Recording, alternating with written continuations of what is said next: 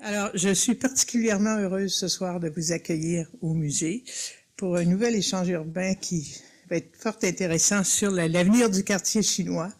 Et je profite de l'occasion pour vous remercier de votre présence et vous remercier de votre fidélité. Vous savez que ce soir, on est à la fois ici et les gens peuvent nous écouter sur Facebook aussi. Donc, il y aura quand même un public assez important. Alors, je vous souhaite une bonne soirée et je laisse la parole à Maria-Louisa qui va vous présenter nos invités.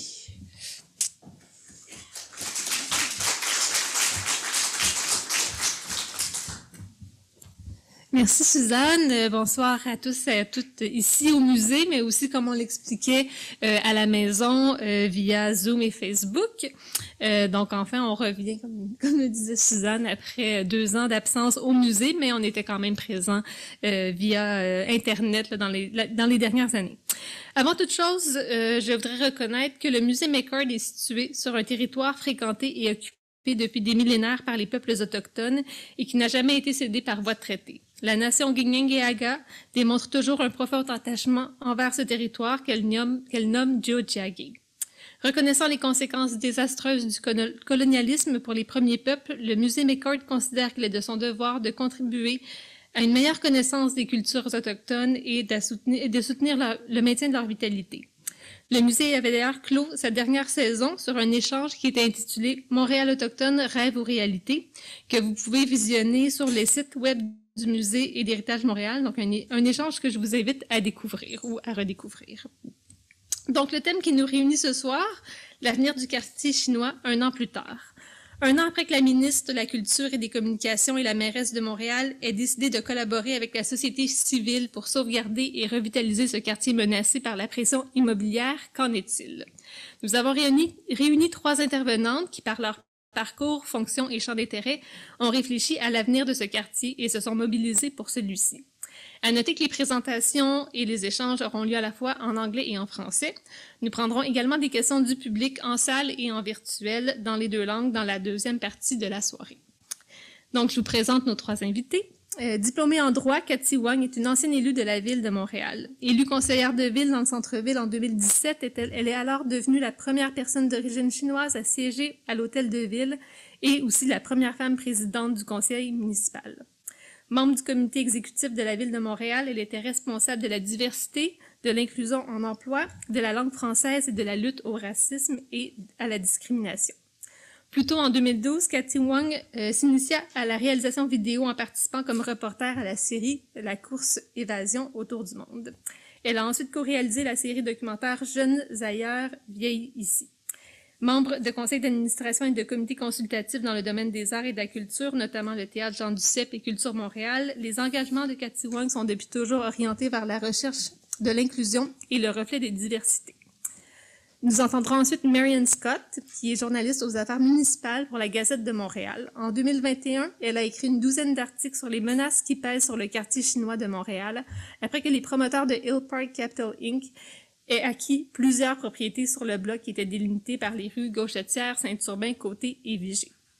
Scott a sonné l'alarme sur la vente aux promoteurs, sujet qui a fait l'objet de reportages médiatiques relativement aux fameuses rénovictions. Elle a également mené des recherches approfondies et a établi l'importance historique de bâtiments de ce secteur qui remontent à la première moitié du 19e siècle et qui sont des points de repère clés dans l'histoire de la communauté chinoise de Montréal, ayant abrité des institutions telles que, entre autres, l'Association chinoise de Montréal. Our third guest is Jessica Cheng, a city planning professional. She worked as a Vancouver city planner for 12 years in the downtown east side with marginalized and racialized communities. After relocating to Montreal in 2013, she founded her consulting practice, Wabi Sabi Planning Lab, driven by her interest in people and the way they set up roots and form their sense of connection and belonging in places.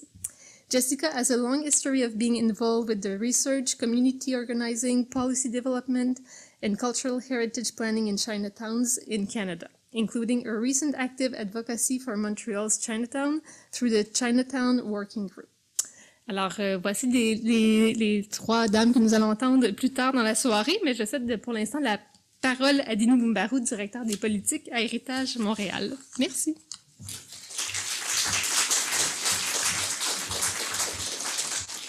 Merci, Maria-Louisa. Bonsoir, good evening.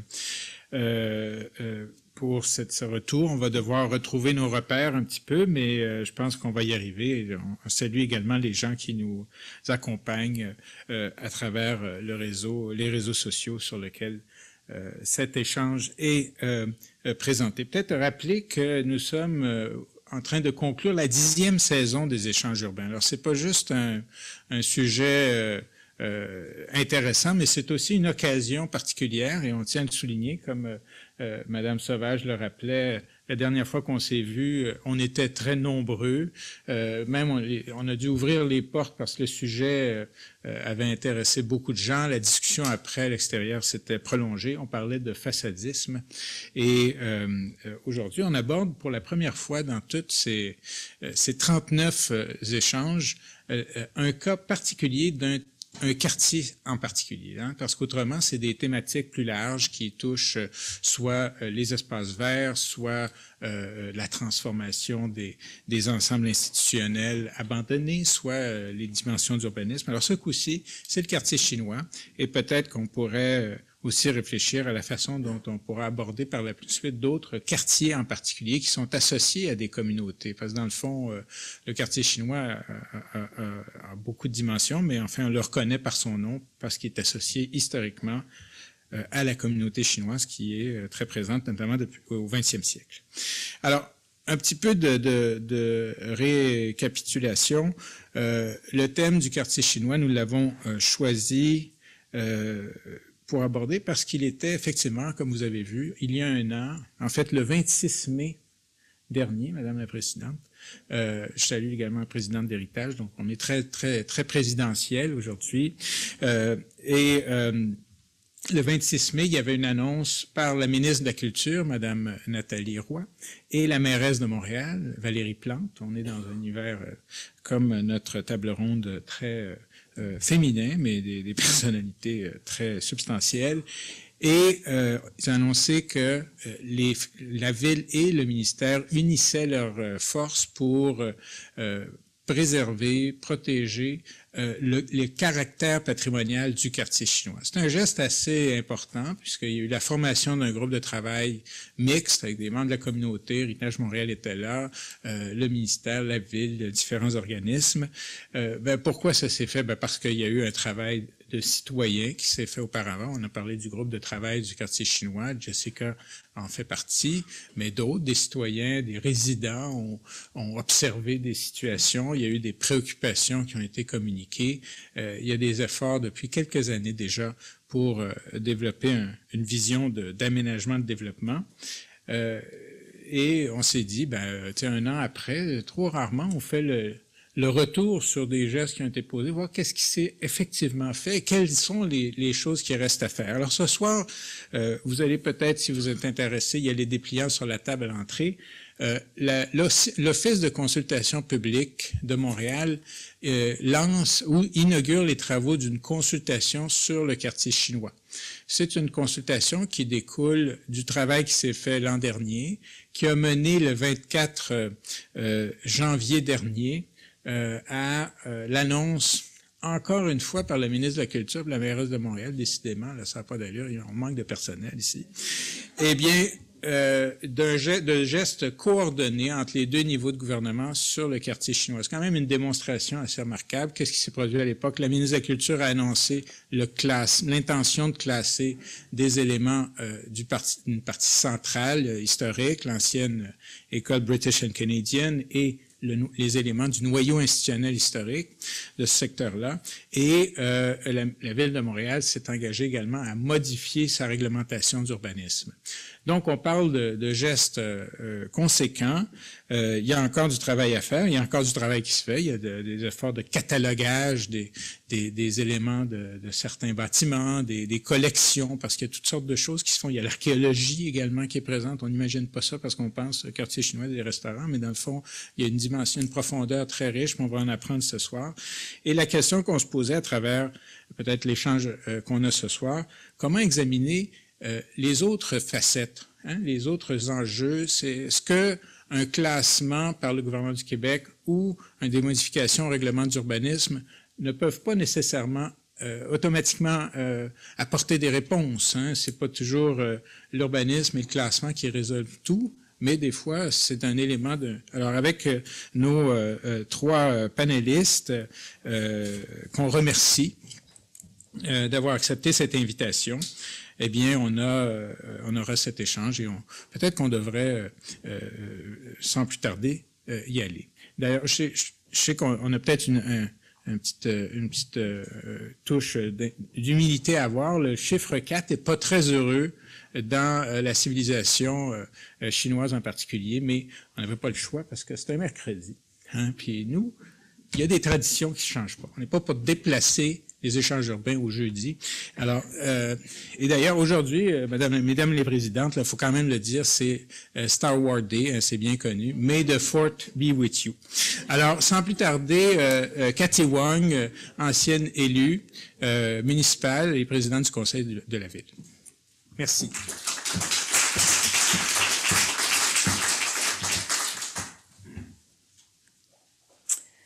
Merci beaucoup, Dinou. C'est bien la première fois qu'on me présente comme une vraie has-been, puis j'adore ça. Je pense que faut vraiment que j'assume ce titre-là ce soir.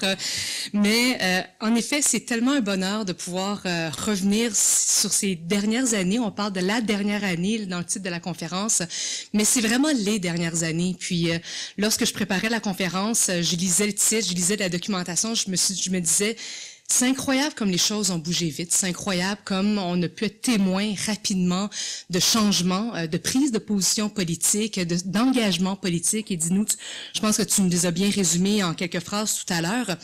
Mais je pense qu'avant tout, puis c'est un petit peu l'objectif de ma présentation aujourd'hui, c'est de parler de la mobilisation citoyenne qui était derrière toutes ces décisions politiques-là, sans lesquelles je pense que les choses n'auraient pas avancé aussi vite. Je veux pas non plus avancer ce que Jessica va vous présenter, parce que Jessica était au cœur de cette mobilisation-là. Mais moi, j'ai eu le privilège de vivre cette mobilisation citoyenne de l'intérieur de la machine municipale, de l'intérieur de la ville de Montréal, comme élu, mais surtout comme personne d'origine chinoise qui a grandi à Montréal, qui a grandi au quartier chinois. J'ai fait toute mon éducation de la langue chinoise au quartier chinois. Mon grand-père jouait au mahjong tous les jours au quartier chinois. Ma grand-mère était une chanteuse très connue d'opéra cantonais au quartier chinois.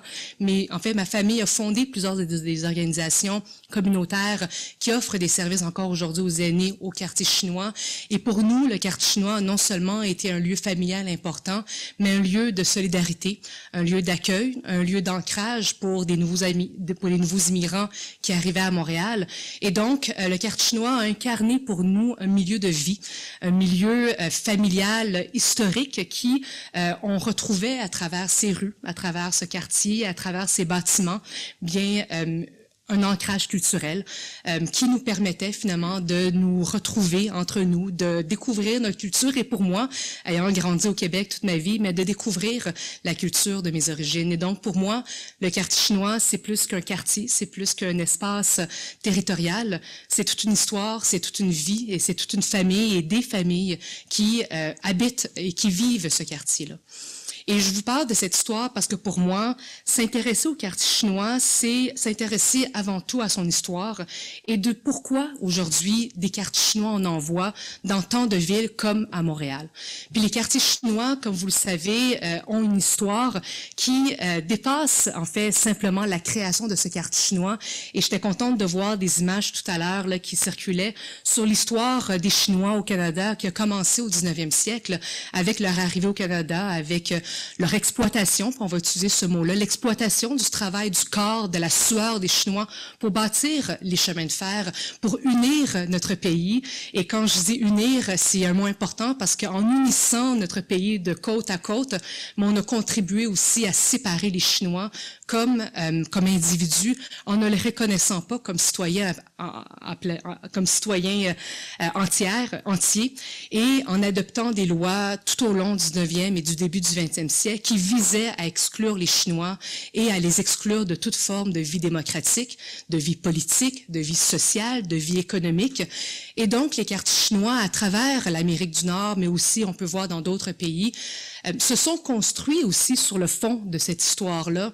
Et pour toute personne qui s'intéresse justement à la création de ces quartiers-là, il faut s'intéresser à cette histoire, il faut s'intéresser à l'histoire de l'exclusion des Chinois, mais non seulement de cette exclusion, mais la façon dont les Chinois ont été résilients à travers cette exclusion-là, se sont retrouvés, se sont organisés, se sont autodéterminés, ont développé une autonomie à travers leur commerce, à travers leur restaurant, et qui est devenu aujourd'hui une façon de partager notre culture, de partager qui on est, mais reconnaissons avant tout que ce lieu s'est forgé sur une base où les Chinois n'avaient pas le droit de participer à la vie économique ou à la vie sociale ou à la vie politique et culturelle de notre pays, et donc le quartier chinois est venu en quelque sorte répondre à ces besoins-là pour la communauté chinoise.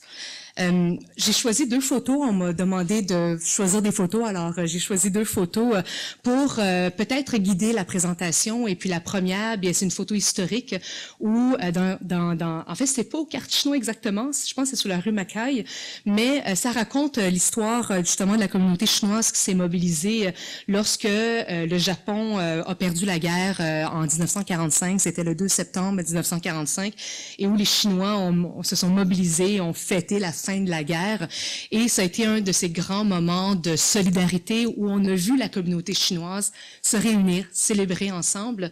Puis j'ai choisi cette photo parce que 2 ans plus tard, bien c'est là qu'on a vu l'abolition notamment de la loi sur d'exclusion des Chinois, d'exclusion des Chinois. C'est là qu'on a vu aussi une ouverture davantage envers les communautés chinoises à travers le Canada. Mais surtout, j'ai choisi cette photo parce que je la trouvais intéressante parce qu'on d'un point de vue interne de la communauté chinoise, on sait à quel point il n'y a pas une seule communauté chinoise, il y a plusieurs communautés chinoises, il y a une diversité hyper riche entre les communautés chinoises, et cette diversité amène également ces dynamiques, ces tensions, ces différences, et malheureusement aussi le quartier chinois a connu des conséquences de ces différences-là, de ces tensions-là entre les communautés, entre les langues, entre les dialectes, entre les religions, entre les croyances politiques, les idéologies, entre aussi la vision économique, la vision communautaire, la vision... Vous pouvez imaginer toutes les formes de différences qui pouvaient exister au sein d'une communauté, la même chose qu'au Québec, hein, on n'est pas toutes pareilles, hein, on a toutes nos différences, mais c'est la même chose au sein des communautés chinoises qui cohabitaient sur un même territoire, mais qui avaient énormément de différences et qui devaient s'unir à travers une voie. Puis vous savez, on a tendance à vouloir nous demander, mais qu'est-ce que vous voulez là, les Chinois, là? Qu'est-ce que vous pensez là, donnez-nous une réponse là. Mais parfois la réponse qu'on peut donner la plus simple, c'est il n'y a pas une seule réponse à toutes ces communautés chinoises qui viennent de différentes vagues d'immigration, qui ont vécu aussi différentes raisons pour lesquelles ils ont choisi d'immigrer. Et donc, j'ai choisi cette photo parce que c'était un de ces rares moments justement d'unité, de solidarité entre les communautés chinoises. Et la deuxième photo, mais comme vous le savez, la COVID a été un moment extrêmement douloureux pour beaucoup d'Asiatiques, mais aussi surtout pour la communauté chinoise dans le quartier chinois. Et c'est aussi un de ces autres moments-là où on a vu énormément de solidarité entre les communautés chinoises à Montréal, mais à travers le monde, à travers l'Amérique du Nord. Je vous parle de la COVID parce que ça a quand même été un moment extrêmement important et qui a propulsé beaucoup de ces débats en lien avec le racisme systémique des communautés chinoises.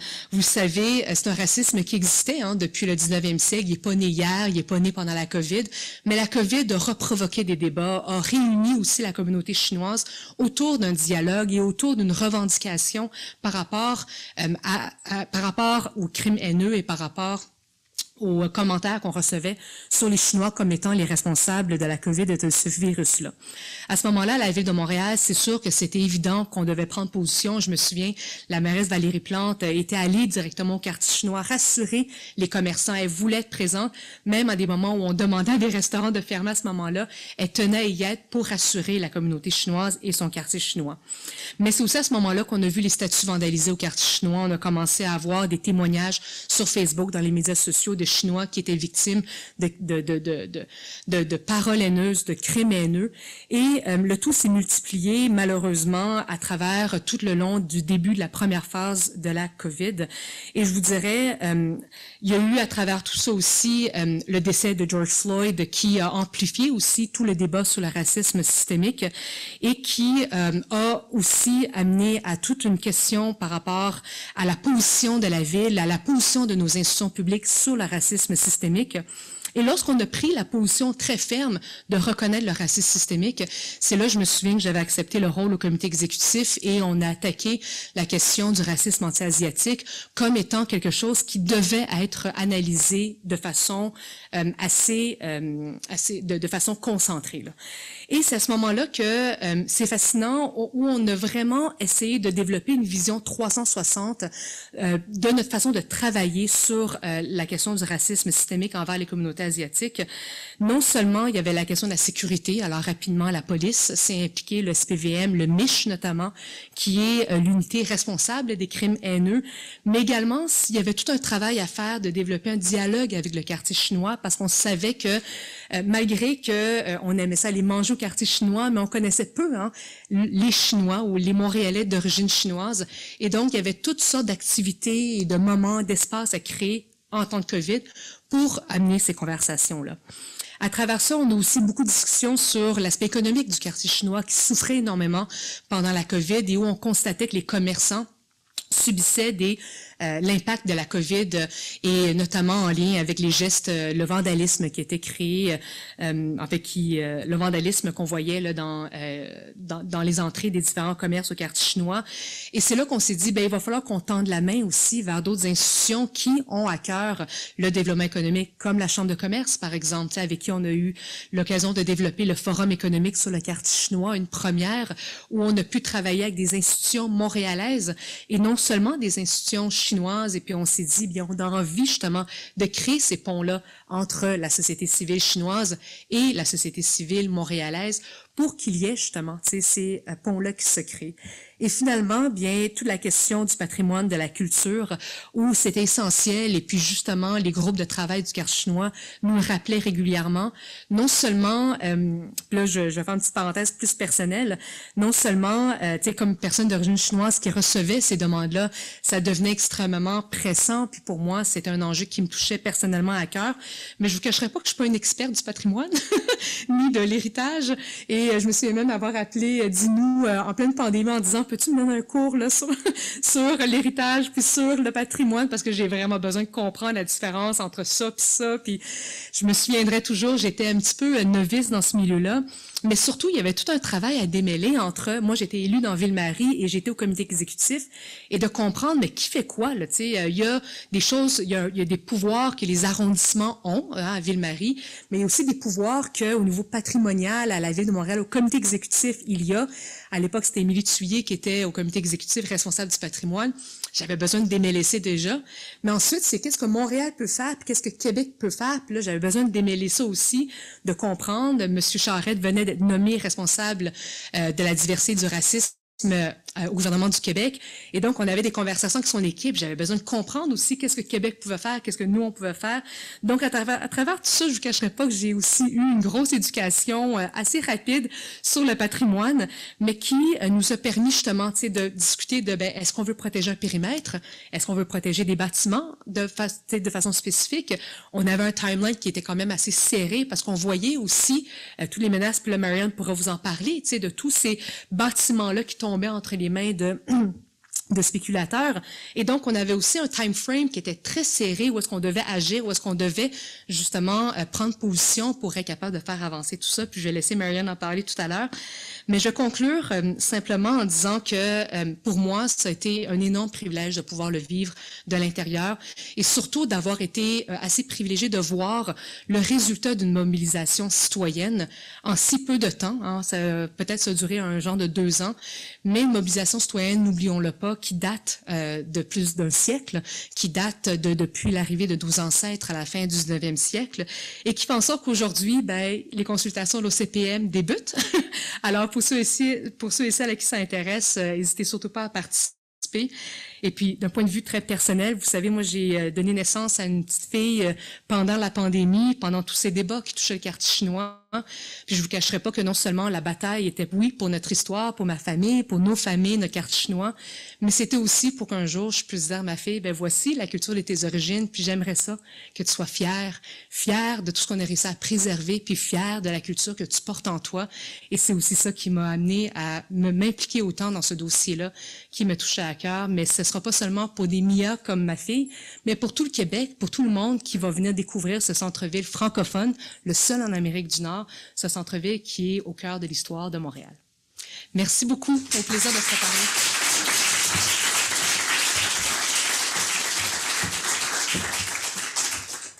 Merci, Cathy. Voilà. Bon appétit. Merci pour les photos, ces deux époques aussi. Ça me rappelle, j'ai oublié de mentionner, les images que vous avez vues avant font partie d'un tour du bloc qu'Héritage Montréal a inventé. On a inventé cette formule à l'occasion de la pandémie. Donc, il y a plusieurs choses que la pandémie va peut-être nous donner en héritage, mais à partir de demain, ma collègue Amélie Renouf m'a dit quelque part, ce sera disponible sur les réseaux sociaux. C'est une invitation à des images plus anciennes sur le secteur.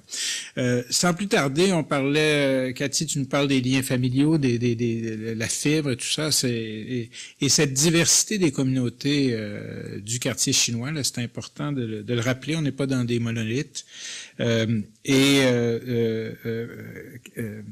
Marianne, tu as fait des articles. Après toi. À toi, la parole. Merci. Voilà.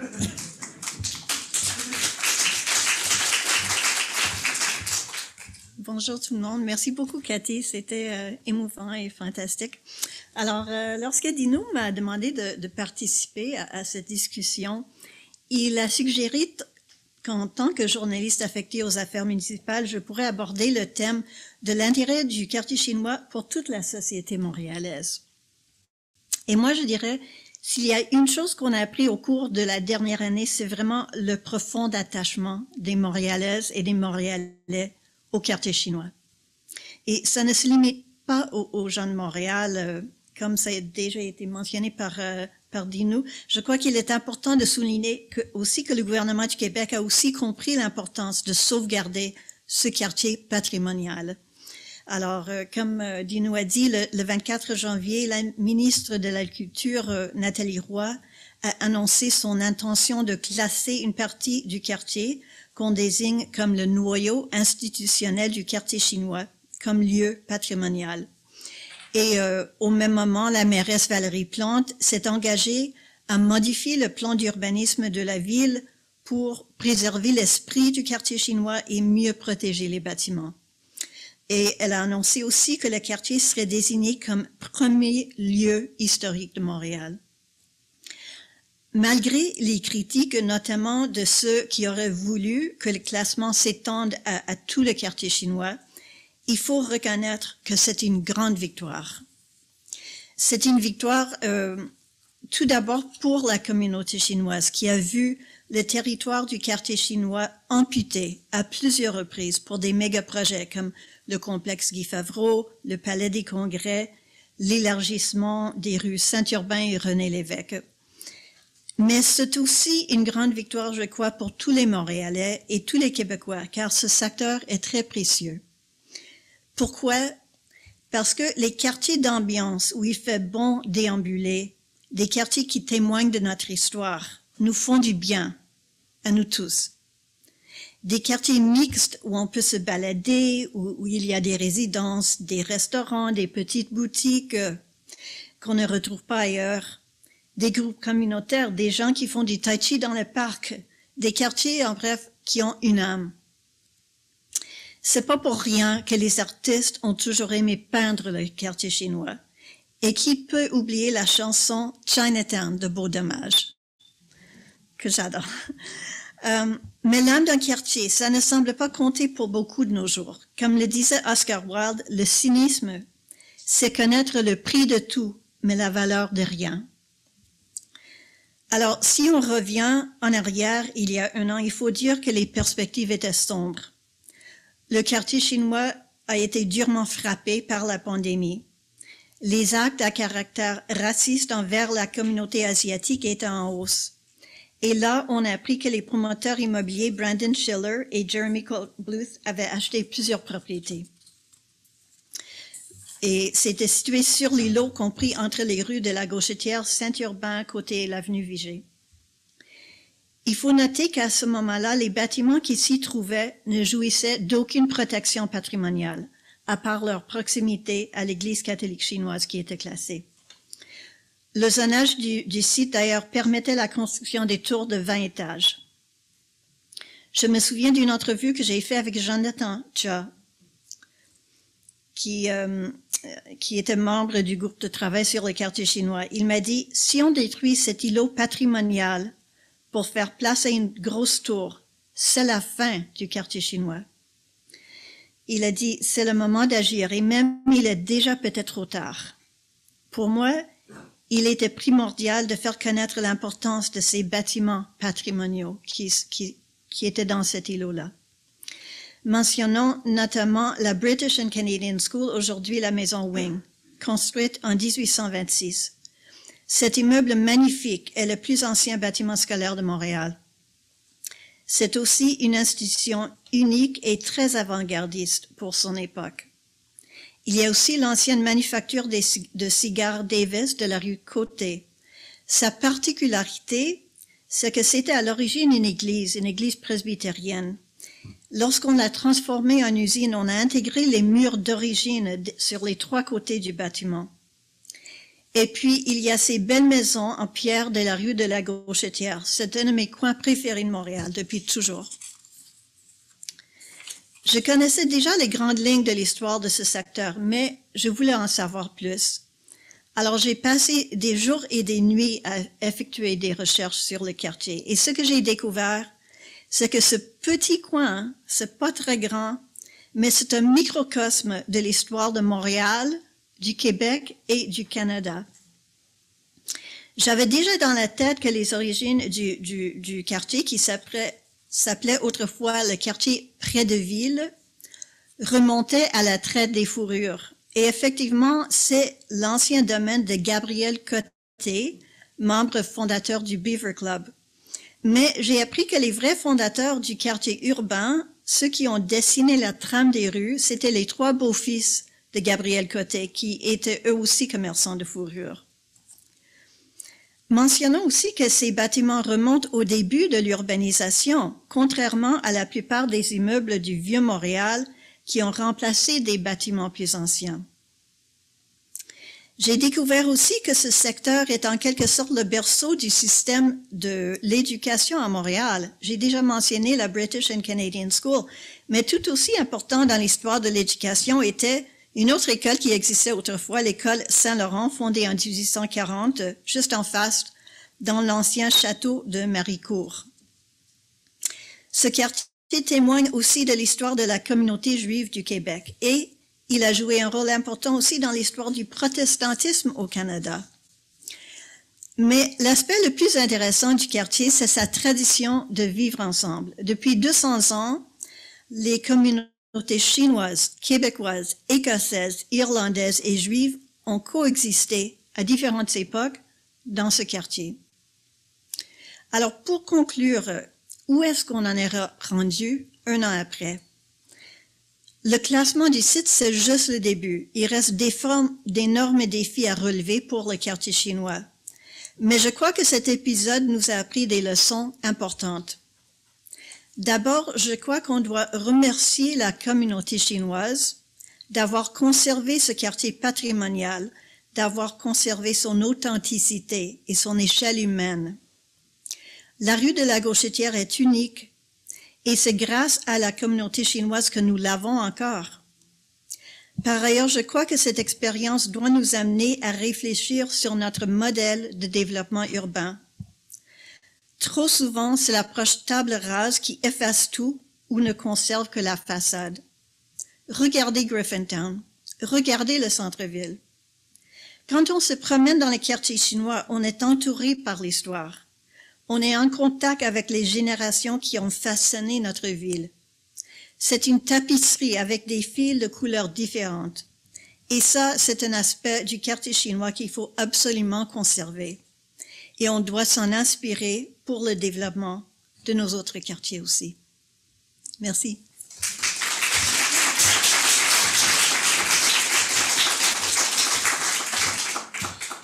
Merci, Marie-Anne. On a traversé 2 siècles en quelques minutes. C'est beaucoup à prendre, mais je pense qu'on pourra poursuivre un petit peu plus loin. Surtout nous rappeler que ce qu'on appelle le quartier chinois était un quartier de diverses communautés. Les Irlandais étaient là. Saint-Patrick est juste à côté, c'est pas un hasard. L'importance de la rue à la Gauchetière, c'est aussi...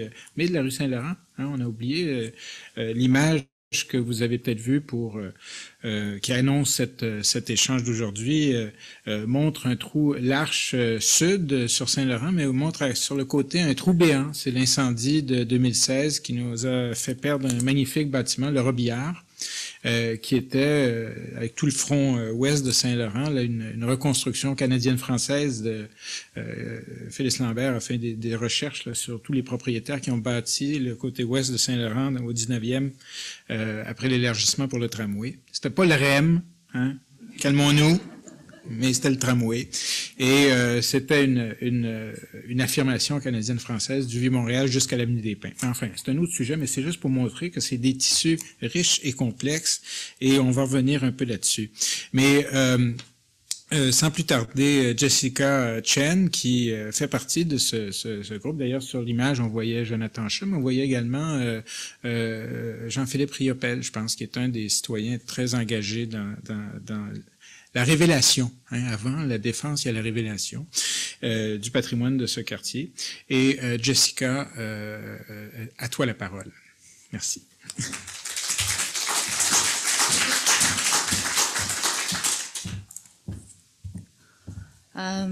Merci Musée McCourt et Héritage Montréal d'avoir organisé cet événement.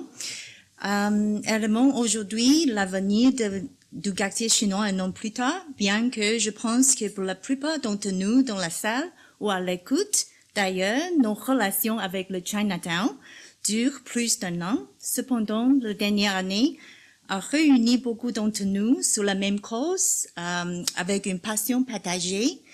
On nous a dit d'avoir juste une seule image pour notre talk de 8 minutes. Je vais donc présenter le mien en anglais, as you can tell. It probably will be easier. And so this is the image that I chose. It's an image of the past 2 years of Montreal Chinatown organizing in 3 of Marianne's article headlines. Lots of stories behind those headlines. Intense community organizing over Zoom during the pandemic. When we are now in the beginning of a citywide consultation by the OCPM, as Dinu just mentioned, about this proposed new zoning with lower height and density, along with the new boundary of Chinatown to include its residential areas, and also an interim development control measure until the new zoning is in place, and the provincial protection of the institutional node of Chinatown. A strong and concrete message by the government, finally, that Chinatown's heritage matters. So where do we go from here?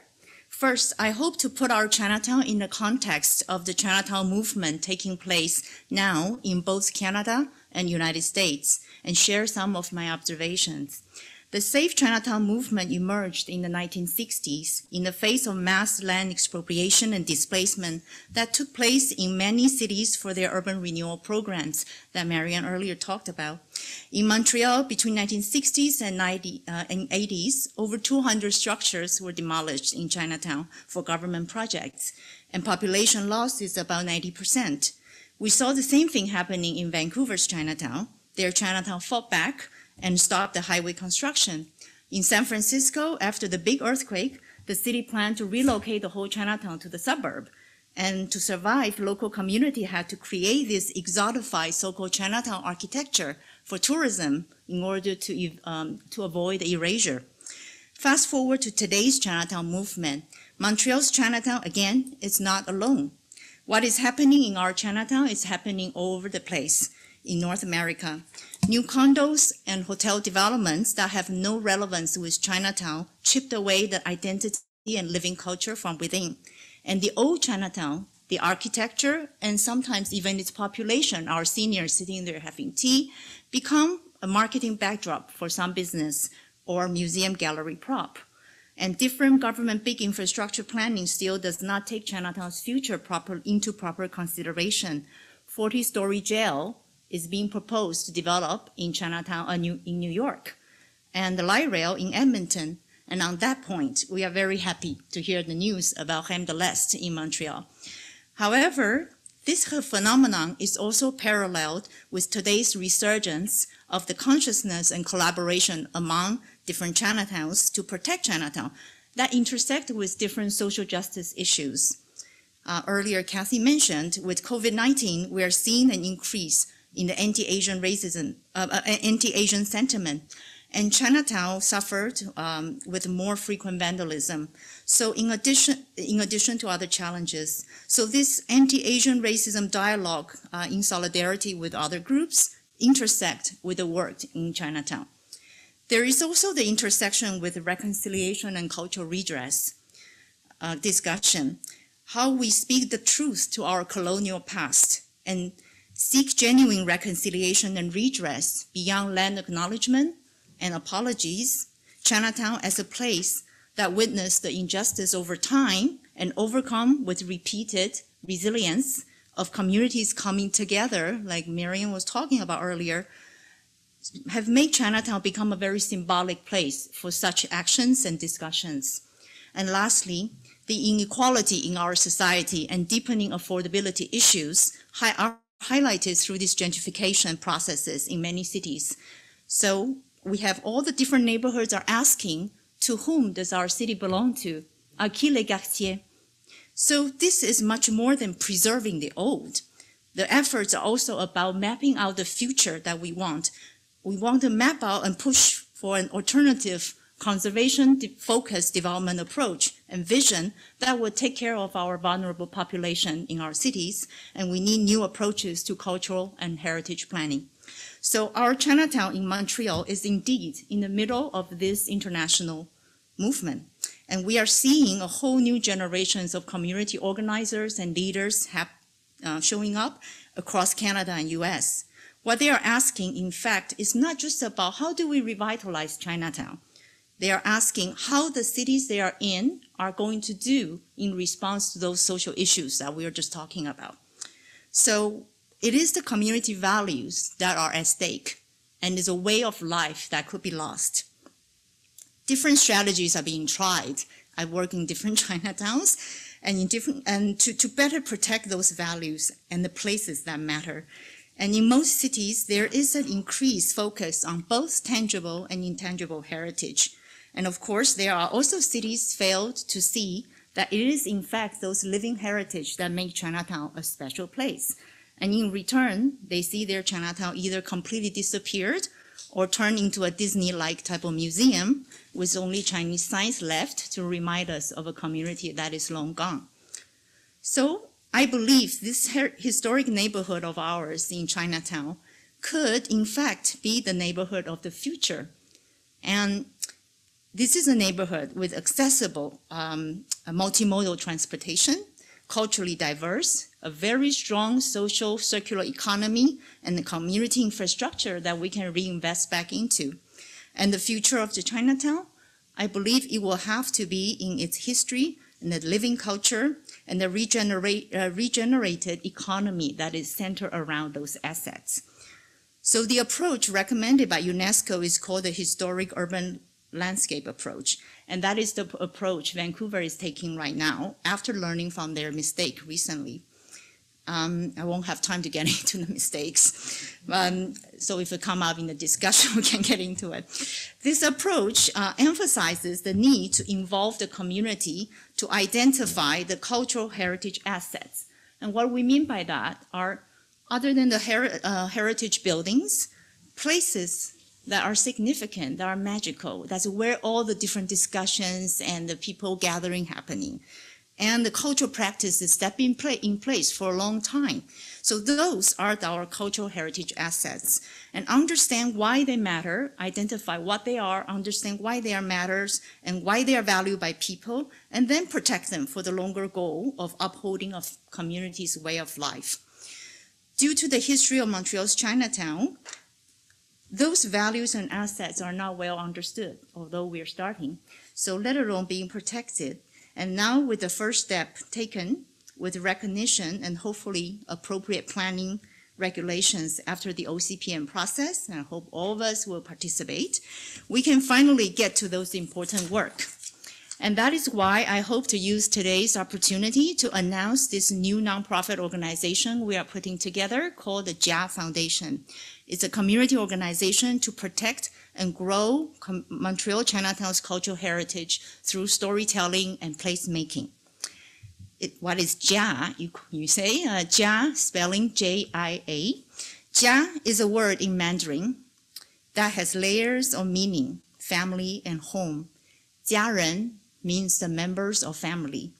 回家 means to return home. Comme chez soi est plus qu'un logement.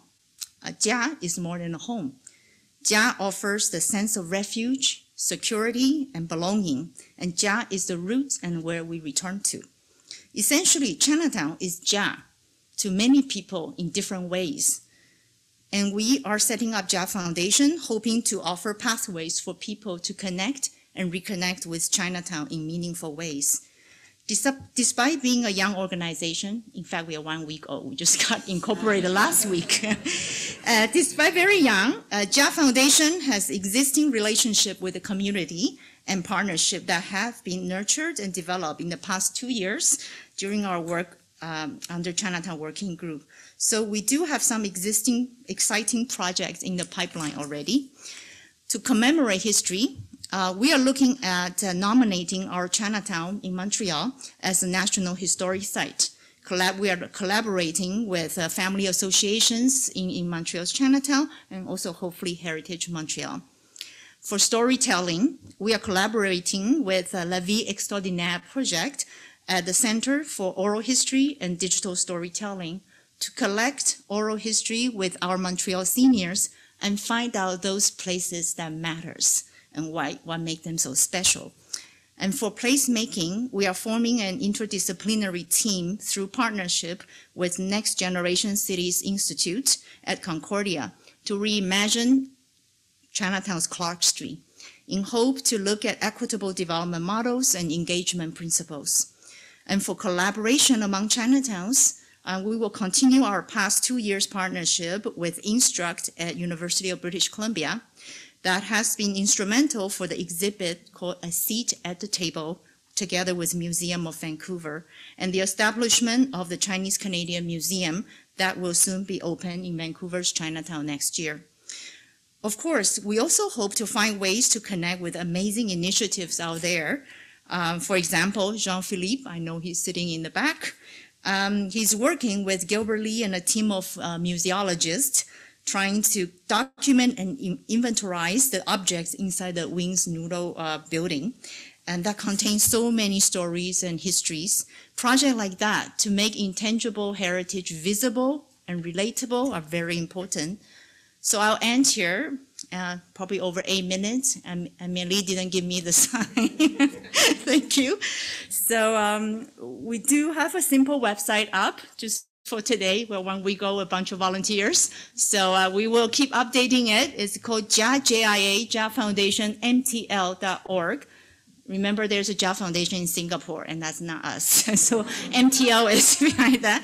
And we look forward to continue working with everyone and to join all the different existing Chinatown organizations and different people before us to be part of the stewards of this cultural heritage that we inherited in Montreal's Chinatown. Thank you.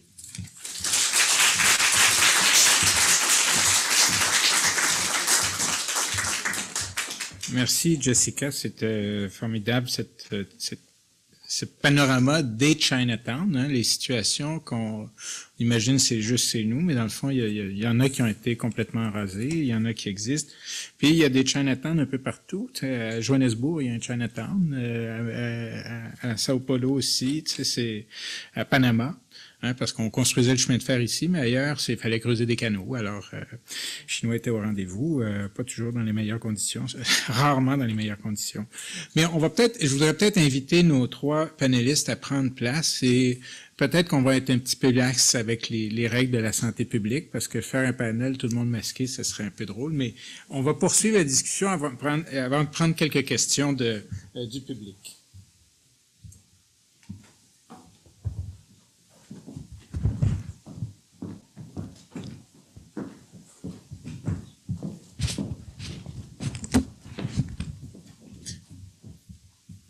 Allô? Bon. Allô, allô, est-ce que les micros fonctionnent? Hein? Oui? Bon, vous voyez, c'est la technique, là, c'est incarné ici, là. C'est pas un robot. Il y a des artisans de métier. Jessica, you spoke of those places that are magic. Just reminded me in Paris, in France. In 1989 was the bicentennial of the French Revolution, which was costly for many people regarding their heads, and their private property. But on the occasion of that, they worked on Banlieue 89 and the Grand Plan de Paris. And one of the elements of that plan by planner Michel Cantal-Dupart was to identify les lieux magiques de Paris. And so it's not a tool that is, we can say, oh, this is a cute thing and fine, but actually it can be a revealer of the other dimension of the city, and planning perhaps could be inspired. So maybe it could be good to discuss that. Marion, you also touched that, and Katie, you spoke to us about these the family. I should disclose something. La raison pour laquelle je travaille à Héritage Montréal, ça s'appelle le quartier chinois. Hein? En 81, moi, j'ai fait avec mon collègue Tremblay, Yves, on avait notre atelier avec Melvin Charney, puis le thème qu'on a choisi, c'est le Chinatown. Et c'était formidable de voir comment c'était un salon de la communauté. C'est le salon, pas le salon funéraire, mais le salon de la maison où on accueille les amis, tout ça. C'était extrêmement présent. Et une des choses, moi, qui m'a toujours fasciné, c'est est-ce que c'est un quartier comme le quartier chinois? Est-ce que c'est un quartier chinois par les Chinois ou par pour d'eux? Ou c'est un quartier, ça a été dit dans vos interventions, on le disait, c'est aussi un élément qui fait partie de l'identité montréalaise ou québécoise. Comment est-ce que vous voyez ça? Parce que ça vous pose la question. Est-ce qu'on concède le quartier chinois à la communauté chinoise? Je reprends l'expression qu'on avait à Shanghai à une certaine époque, où on trouve une façon d'en faire un travailler ensemble, pas juste un vivre ensemble. Comment est-ce que vous voyez ça, là, Cathy? Excellente question. Je vous dirais, c'est sûr qu'à la base, le quartier chinois a été fondé, j'ose utiliser ce mot-là pour le quartier chinois, par les communautés chinoises de Montréal. Mais aujourd'hui, puis on le voit avec la présence de Marianne, on le voit, c'est Jean-Pierre, c'est ça, ou Jean-Philippe, excuse-moi, Jean-Philippe, on voit qu'il y a des personnes qui ne sont pas d'origine chinoise et qui s'intéressent à sa préservation, à sa protection, à son histoire. Et puis, pour moi, c'est ça le succès aussi de notre rencontre aujourd'hui, puis de tout le travail qui a été mené, c'est que ces alliances-là, d'avoir ces alliés-là, au sein du quartier chinois est essentiel. On l'a mentionné à plusieurs reprises, le quartier chinois fait partie de Montréal, fait partie du Québec, raconte l'histoire du Canada. Moi, j'aime dire que l'histoire du quartier chinois, c'est pas l'histoire des Chinois, c'est l'histoire du Québec, c'est l'histoire du Canada, tu sais. Et quand on le positionne ainsi, bien, on voit qu'il y a une responsabilité collective qui n'appartient pas seulement aux Chinois, mais qui appartient également à nos institutions publiques, qui appartient aussi aux citoyens qui habitent autour, puis les institutions aussi qui sont autour. Puis on a parlé du Palais des Congrès, Guy Favreau, qui sont sur, justement, un territoire qui a été, malheureusement, où on a perdu de l'histoire chinoise pour bâtir ces immeubles-là. Donc, pour moi, c'est essentiel que les non-chinois participent à la conversation et voient la responsabilité aussi qu'ils ont à jouer dans la préservation de ce quartier-là. Moi, je dirais qu'il n'y a pas de conflit entre les deux notions, quartier chinois pour la communauté chinoise et quartier chinois pour tout le monde, parce que d'abord, tout le monde va au quartier chinois pour les restaurants. Alors, le quartier chinois nous a appris à bien manger. Finalement, les gens ne mangeaient pas beaucoup de légumes dans le temps vraiment, on pense les années 40, les années 50. Là, le brocoli, ça vient de là. Tellement, on mangeait des patates et de la viande, un peu de petits pois ou quelque chose, mais alors, ça a toujours été un lieu très accueillant et on se sentait bienvenu. Et puis, cet endroit, pour moi, c'est un endroit magique, ça l'a toujours été. Et je peux pas dire, je suis pas d'origine chinoise, évidemment, mais on le ressent. C'est vraiment une ambiance. À chaque fois qu'on va là, on le ressent. Il y a quelque chose de très spécial. Sur cette question d'ambiance, Jessica, you mentioned and we can jump in French and English. I'm sorry if my Mandarin is absolutely non-existent, and my Cantonese, I know it's embarrassing, but I can't speak a word. But you mentioned the issue of Disneyfication of Chinatown. I mean, Chinatown, there is a we could say there is a bit of a urban heritage type, which are the Chinatowns, just as we could say in different terms that, you know, Little Italy exists in different part of the world, in big cities in particular, because Italians also were expats sent to work and so on. And but there is also the production, you know, of a type. And now, is it exceeding authenticity, exceeding heritage, and it's becoming, you know, let's just do Chinatown here because we need to attract people. Have you seen this? Have you thought about that? Or? Yeah, I think in terms of Disneyfication of heritage conservation, and I won't even call that heritage, but the most often cited example is the Chinatown in Washington D.C. So they kept the signs. All the business going in there should have Chinese signs. So Starbucks, you have seen Baka, like the Chinese signs, and then the content is gone. And then you just have all these Chinese signs of the things that has no relevance to the community anymore. Okay. So I think that is a bit of an extreme. And so in terms of earlier question about the Chinese community and the identity of the city they are in, I agree with Marianne. Like, I think these two are not mutually exclusive. I think they can be together. Mm-hmm. Chinatown definitely is, there is an intersection of the Chinese diaspora in the world and the urban development in different cities that they are located. So I think that is a very important part of the Chinatown's history. But at the same time, as I mentioned earlier, with all these social civil rights movements and the social progression in terms of the social movement in North America, I think Chinatown is a great place that have bear witness of a lot of these changes in our cities. So in that sense, it is also a very important part of the city's history, Quebec's history, and Canada's history. And history and heritage. Huh? Yeah, because, and then history you can put on a USB stick. But heritage, you must walk through it. And then in terms of the cultural districts, I do agree that I think Chinatown is an interesting place. What we are experimenting, we're working on here, is not really just for Chinatowns only. I agree that there are a lot of cultural ethno community neighborhoods. There are a lot of lessons to be learned about how we define cultural heritage. Mm-hmm. And so that is something. I think Chinatown is one that managed to stay in situ, in place, that didn't get relocated. So the heritage and the heritage and history ingrained in the buildings and development patterns are wonderful place for us to look into. And not every neighborhood has that luxury. Some neighborhoods got forced to move, and they got moved out, so the heritage buildings are not there anymore. So I think Chinatown is great examples in the sense that we can also learn and then look at how we also protect other culture neighborhood as well. I think there's another aspect, as we talk in French of la mixité, right? About different functions.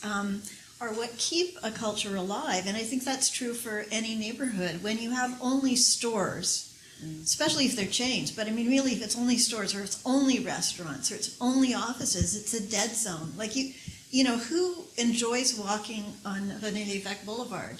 You know, like in surrounded by these big towers with wind tunnels and, you know, and maybe there's like a little Tim Hortons or something, but there's just no variety at all. And it's these mammoth buildings where you just feel kind of alienated and want to go home, right? So, whereas Chinatown, and there are fewer residents, but I remember, like, I've been at the Gazette since the 1980s, and there used to be a lot of people living in Chinatown. And in fact, I hate Guy Favreau, but the one decent thing about it is they did actually put in housing for some of the people. And, you know, if you ever went to the YMCA in Guy Favreau, there are all these ladies who go there, and they live upstairs, and they're a real community. And I think part of what's kept Chinatown alive is that you have people living, you have stores where people buy their food, and people come from all over Montreal to buy their food in Chinatown. Mm-hmm. And so, and it's that mixture and the activities, like their arts activities, and I think that's the secret. Mais il y a, et maintenant, tu sais, si on va autour du métro Jean Talon, il y a une série d'épiceries qui offrent aussi des produits. C'est peut-être l'extension ou l'extension culturelle du marché Jean Talon qui est en train de s'ouvrir. Tu sais, il ne faut pas oublier qu'il y a certains des produits qui sont arrivés au marché Jean Talon par les communautés asiatiques qui avaient des terres et qui cultivaient ça, amenaient ça au marché. Et on a aussi au centre-ville ouest où il y a également des communautés asiatiques qui sont très présentes. Alors, le quartier chinois est plus le seul à pouvoir offrir ça. Peut-être d'une certaine façon, tu ne penses pas, non? Enfin, ben, il y a Brassard aussi, hein? Oui, je sais bien quand même. C'est Héritage Montréal là, qui est écrit là-haut, là, ici. Mais c'est vrai, c'est comme à Vancouver. C'est quoi Richmond à Vancouver qui est... Richmond, c'est pas juste... c'est les Indiens aussi, parce qu'il y a des très fortes communautés indiennes. Il y a des grandes communautés qui sont présentes à Vancouver. Le Toronto, c'est oui, c'est des lieux magnifiques. Oui. OK. Il y a Maria-Louisa qui a des micros. Si des gens parmi nous souhaitaient apporter une question, voilà. Alors, on s'excuse. Moi, je vois moins bien parce que pour la formule hybride, il faut qu'on nous mette des éclairages assez puissants. Là, je sais qu'il y a des spécialistes dans la salle qui vont nous faire une évaluation par la suite. Alors, merci. Je m'excuse de ne pas... Oui. Oui. Merci, Vino. Merci aux trois conférencières. S'il vous plaît, parlez dans le micro parce que comme ça, les gens... il marche pas. Ah, voilà. Excellent. Comment ça, il marche pas? Donc, dis-nous, tu as parlé de révélation. Oui. Ça a été mentionné aussi par Jessica et Cathy. Je voulais simplement souligner l'apport essentiel de Jean-Philippe Riopel, qui est résident dans une des maisons de pierre sur la rue de la Gauchetière depuis 10 ans, qui est guide touristique dans le quartier chinois depuis 10 ans, qui est muséologue. Et il s'inscrit aussi dans la continuité de ses ancêtres canadiens-français, parce qu'un des nombreux résidents de son appartement actuel est un des rédacteurs des 92 résolutions des Patriotes. En tout cas, il va recevoir la semaine prochaine des mains de Manon Massé la médaille de l'Assemblée nationale du Québec. Bon. Ben, on le félicite, il est parmi nous, hein, alors on le salue là-bas. Et on comprend que c'est pas vraiment une question, mais plutôt une proclamation pour prendre les termes des Patriotes. Mais il y a une question qui se pose aussi, c'est dans le fond les dimensions historiques de ce secteur-là, hein, et la rue La Gauchetière en particulier. C'est vrai qu'on a tendance, à cause des grands complexes comme le Palais des Congrès, tout ça, on a tendance à oublier... que c'était un quartier, que c'était un cimetière. Hein? Le cimetière protestant était là, le square du Frein. C'est l'équivalent du carré Dominion, qui était le cimetière catholique. Que c'était les débuts des nouvelles villes, hein? Marianne, le Newtown. Bon, le Newtown, c'est plus centre-ville. En fait, ça se différencie, c'est vraiment intéressant. Moi, j'ai pensé s'il y a une rue à laquelle je pourrais comparer la Gauchetière à Paris, là, la rue Mouffetard. Mais mon fils restait un peu de temps à Paris. Et puis à Paris, il y a les grands boulevards de Haussmann là, qui sont vraiment majestueux et tout ça. Mais il reste quand même des vieilles rues. Et la rue Mouffetard dans le quartier latin, ça remonte aux Romains. Là. Ça a 2000 ans.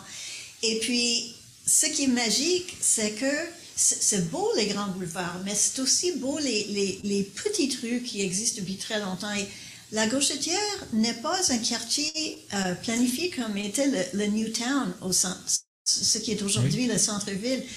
Et c'est intéressant parce qu'il y a des gens qui étaient beaucoup dans ce quartier-là, la rue de la Gauchetière, comme John Redpath, des gens comme ça qui ont construit le Free Presbyterian Church et tout ça, qui étaient les planificateurs qui ont fondé vraiment le Newtown et qui ont soudé, On parle pas de Jacques Villeneuve, là.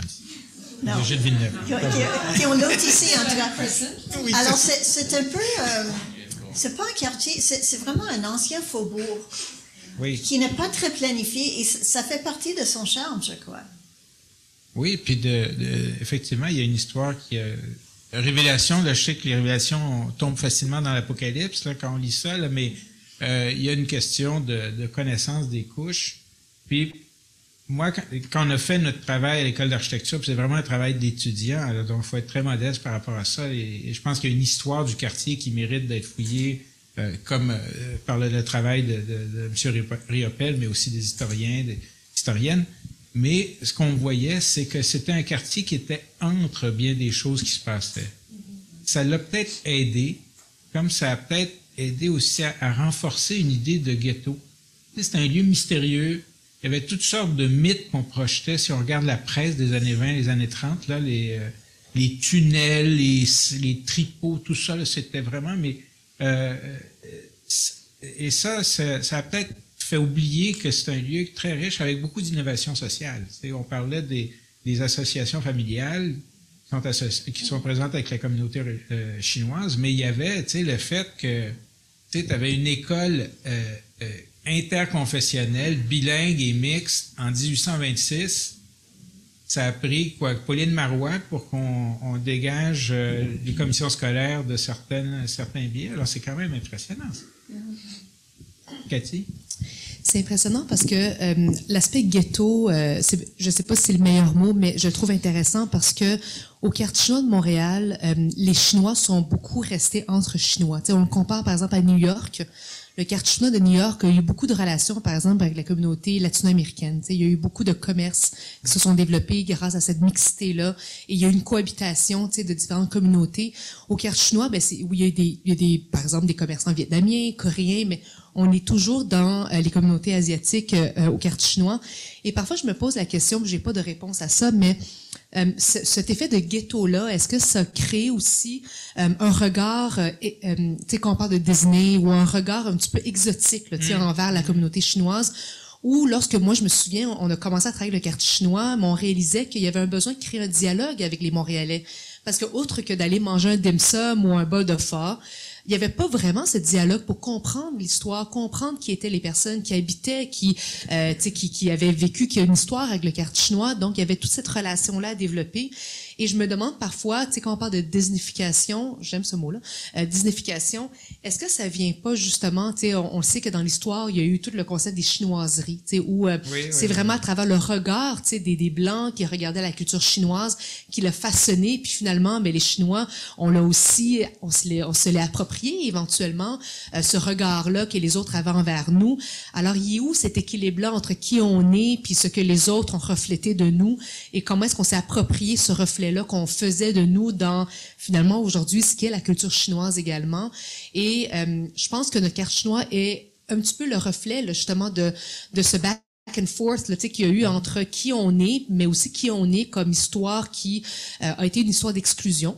Alors, où on a cherché à survivre dans cette histoire d'exclusion, puis lorsqu'on cherche à survivre face à l'exclusion, mais nécessairement, il y a une part d'assimilation, il y a une part de vouloir être comme l'autre pour être accepté, alors de changer qui on est pour se mouler, hein, la majorité, se mouler à la société. Donc, il y a un petit peu de ça aussi dans la communauté chinoise. La bouffe est un exemple également. Tu sais, le général Tao est un exemple parfait, tu sais, de nourriture qu'aucun Chinois ne mange, mais que tous les Blancs pensent pense que c'est la nourriture phare de la communauté chinoise. Le chop suey aussi, je crois. Le chop suey aussi, ben c'est ça. Il y a un paquet d'éléments comme ça. Les saucisses sucrées, là, ça vient pas de la culture chinoise non plus. C'est bon, on aime ça, mais ça vient pas de la culture chinoise. Mais c'est devenu quelque chose qu'on sert dans les restaurants chinois comme étant un menu chinois. Mais c'est venu justement de ces interactions-là, finalement, avec la société montréalaise québécoise. Alors, moi ça me fascine, en tout cas, en fait, cette évolution-là de l'identité et puis de la culture chinoise en Amérique du Nord, qui est très collée à notre histoire, mais aussi très collée par ce regard-là que les autres ont eu sur nous pour expliquer qui on est aujourd'hui. Est-ce que il y a des exemples dans d'autres quartiers chinois où est-ce qu'il y a eu une invention de la chinoiserie? C'est vrai que c'est devenu... on n'avait pas besoin d'aller en Chine pour faire de la porcelaine chinoise. Mais il y a une artiste que vous connaissez sûrement, Karen Tam, une artiste montréalaise d'origine chinoise qui est, je trouve, fascinante à raconter justement cette histoire de l'appropriation de la culture chinoise, mais le développement de la chinoiserie, mais aussi tout ce qui touche le regard, le gaze là, que les personnes non chinoises ont sur la communauté et comment cette culture-là a eu un impact sur qui on est aujourd'hui et comment on se définit. C'est elle d'ailleurs qui a fait l'arbre magnifique, là, l'arbre des souhaits dans le stationnement qui s'est transformé en marché chinois durant l'été, qui va revenir d'ailleurs cet été aussi et qui, moi je trouve, est très intéressant pour raconter justement l'évolution de ces identités chinoises-là en Amérique du Nord et qui est en bout de ligne l'histoire de nos relations à travers l'histoire. Je crois qu'on appelle ça l'orientalisme, ça se peut-tu? C'est vraiment là de créer une image parce qu'on a une méfiance envers cette culture-là. Et c'était très fort par le passé. Puis il y a eu des livres au 19e siècle comme Montreal by Gaslight. Je ne sais pas si tu as... Non, moi c'est Montreal Confidential. Non, mais c'est comme un peu le côté un peu criminel de Montréal, où il y a des choses qui se passent la nuit, quand les bonnes personnes sont chez eux, et puis parce que c'est une culture qui est étrange, et ils font toutes sortes de choses, on ne sait pas exactement qu'est-ce qu'ils font, mais en même temps, c'est comme un peu romantique, hein? C'est comme... je pense qu'on a oublié un peu cette époque, mais c'était très fort dans l'approche là, à la communauté chinoise, là, parmi les gens. L'idée de voir les Chinois comme des étrangers a été très fort dans notre culture. Et puis, le péri jaune n'a pas aidé. Toute la question aussi de la Deuxième Guerre. Mais encore aujourd'hui, il y a une expression qui me dérange profondément quand je l'entends. C'est quand on dit, j'ai l'impression que tu parles chinois. Quand quelqu'un parle et on comprend pas, là, on a l'impression que tu parles chinois. Puis ça démontre justement à quel point, pour nous, les Chinois, c'est vraiment une autre culture complètement de différence.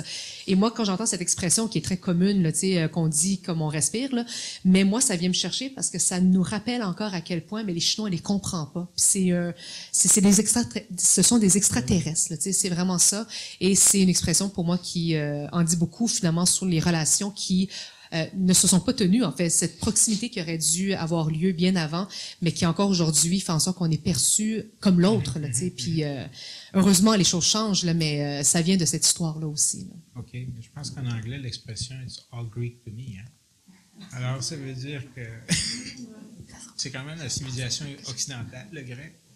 Mais moi, je pense qu'il y a quelque chose d'intéressant. Puis c'est peut-être qu'il y a des questions. Il y a des questions, puis il y a quelqu'un en ligne aussi qui avait une question.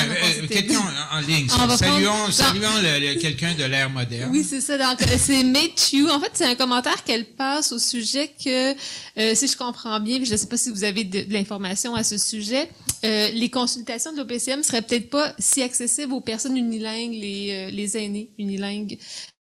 Chinois. Donc, elle se demandait comment convaincre, puis comment... En fait, je pense qu'elle pose la question de l'accessibilité à certains résidents du secteur. So, is there any way to convince or to make the consultation accessible, especially to the people that will be the most impacted by the regulation governing Chinatown? Je ne sais pas si vous voulez commenter, si vous avez des détails sur... Je pense que c'est une question qu'on peut enregistrer ici. Il y a les gens de l'OCPM et la commission qui vont certainement regarder notre échange, mais Comment est-ce qu'on communique avec les membres de la communauté? Là, on a l'exemple concret de la consultation publique. Il y a des langues officielles, mais il y a également des langues parlées. Est-ce qu'il y a, what's the policy, for instance, in other Chinatown to communicate with the elders? I really think it's the purpose of what is the project you're trying to do. And if your project is really trying to get the opinions, get the involvement from the local people, in Vancouver, they do try to translate most the information to most languages to outreach to the seniors. And then coming back to the seniors about the residents in Chinatown, in Vancouver, we do see that there is a big focus recently to focus on the Chinese seniors who are living in Chinatown. And I often say that Chinatown may no longer be, a lot of Chinatowns in North America might not be the point of entry for new immigrants anymore like it used to be, but it would be an important place for the seniors to be able to age in place. And when you age in place, I did a report on this, a lot of Chinese seniors in over 90% of Chinese seniors in Canada, their first language is not English or French. And so when we age, maybe we all learn and then how to, I came to Montreal when I was 40 and I tried to learn this language, and I bet when I'm 90, I'll have like zero left. And then for that, so, and then I'm just thinking when you work with the seniors, and that's most of the population in Chinatown. So trying to offer a culturally and linguistically appropriate and accessible services to them is very important. And so in Vancouver, they do see that Chinese seniors becoming this glue. They actually identify Chinese seniors to be the most important cultural heritage assets in ways that they are the glue to pass down intergenerational stories in the family associations. They contain all this knowledge and practice and cultural practice and stories. We need to talk to them. And so no matter it's through with OCPM process or depends on the project, now we're trying to talk an interview with the seniors. I do believe that it's better to make those things accessible. Les personnes âgées, les anciens, disons. Mais je dois dire que des fois, même le langage de l'urbanisme, c'est un peu inaccessible pour pas mal de mortels. Là. Non, j'ai pas dit ça. J'ai pas dit ça. C'est moi qui l'ai dit. Oui, mais c'est ça. Il y a juste toi qui as le droit de le dire. C'est pas correct. Là. Je vais dire c'est du roumain, tiens. Du slavone. Alors, autre question. Il y avait une autre question ici, qui a même le micro. Alors, on salue notre présidente qui a le droit de parler plus que 3 minutes. Non, mais pas tellement. Je ne prendrai pas trop de temps, mais je voulais d'abord remercier les conférencières. C'était vraiment hyper intéressant. J'ai la discussion aussi. Moi, je voulais souligner peut-être à quel point c'est encourageant et c'est stimulant de voir ce qui s'est passé, ce qui se passe aujourd'hui dans le quartier chinois, grâce à la mobilisation citoyenne notamment. Et je pense que pour nous, en tout cas chez Héritage Montréal, où souvent on est confronté à des situations, on est un peu défaitiste. Tous ces immeubles viennent d'être vendus, vont être convertis, les gens vont être expropriés, tout ça. Là, on se dit, pour une fois, on a un exemple probant. C'est beaucoup, évidemment, grâce à la mobilisation citoyenne de la communauté chinoise, mais de Québécois. On a parlé d'exemples de citoyens qui sont mobilisés.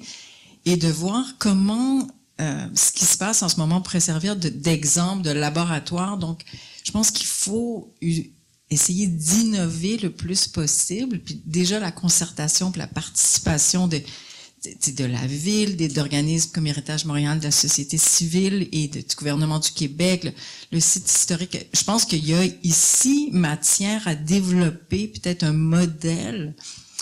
On a perdu des Griffintown et tout ça justement parce qu'il n'y avait pas d'engagement ou peut-être parce qu'on savait pas comment agir. Mais moi, en tout cas, je trouve ça hyper rassurant en quelque part. Puis on a vu la victoire là, avec le changement du tracé puis du processus de gouvernance du REM, mais je trouve que ce qui se passe dans le quartier chinois, c'est d'un autre ordre. Là. Puis je me dis, il faut innover autant que ça soit... puis je pense évidemment à la protection des bâtiments, mais plus largement là, la conservation puis la mise en valeur de l'authenticité du quartier, de la vitalité commerciale, qu'il y a des initiatives avec la Chambre de commerce, comme Cynthia, ce que vous faites. Moi, je trouve que, en tout cas, j'espère qu'on va en développer un modèle qui pourra peut-être être répliqué dans d'autres quartiers, de dire, puis innovons, que ce soit au niveau des règlements, du financement, de la concertation, de la collaboration, mais je pense qu'on peut faire de ça quelque chose de vraiment génial puis inspirant. Une observation sur la cause?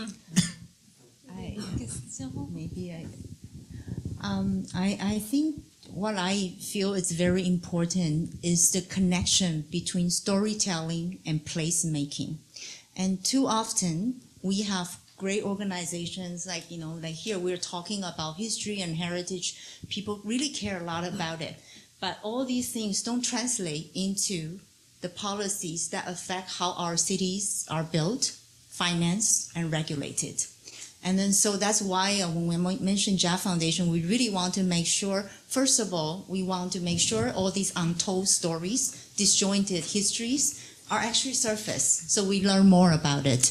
And then make sure these stories and heritage actually are the guiding principles of how planning should be done.